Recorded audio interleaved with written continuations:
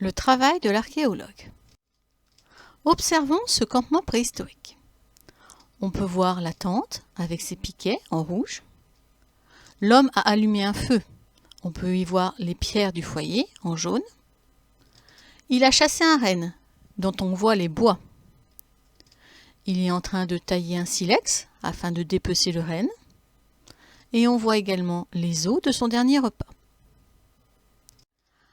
Avec le temps, le campement va être couvert de poussière, de terre et même de végétation qui poussera. Mais on voit tout de même les vestiges des piquets de tente par les traces laissées dans le sol, du feu par les pierres noircies, du renne par les bois qui sont restés, ou encore les os du dernier repas. Plus tard, lorsque les archéologues fouillent, ils vont retrouver les traces des piquets de tente, les pierres noircies par le feu, les bois du renne, les éclats du silex ou encore les os du dernier repas. Comment travaille l'archéologue?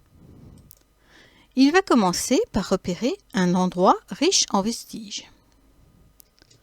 Puis, il va organiser des fouilles dans cet endroit.